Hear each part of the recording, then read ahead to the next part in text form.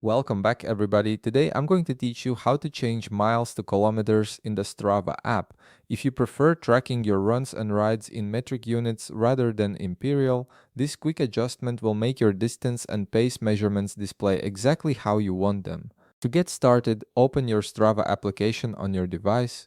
Once the app loads, you'll see your activity feed and various navigation options. At the top of the screen, locate and tap on your profile icon.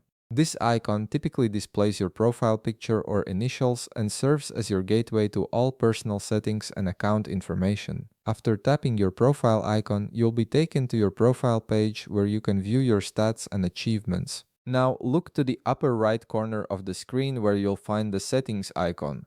This icon usually looks like a gear or cogwheel, and tapping it will open up all the configuration options available for your Strava account. Once you're in the settings menu, you'll need to scroll down through the various options until you find the section labeled Display.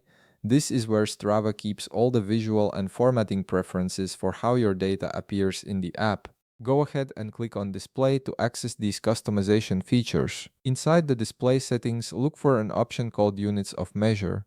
This is the key setting that controls whether your distances, speeds, and elevations appear in imperial or metric units. Tap on Units of Measure to see the available options. You'll now see different unit systems you can choose from. Click on Metric to switch your measurements from miles to kilometers. This change will also affect other measurements in the app, converting feet to meters and miles per hour to kilometers per hour, ensuring all your activity data displays consistently in metric units. And that's it. Your Strava app will now display all distances in kilometers instead of miles, making it easier to track your progress in the measurement system you prefer.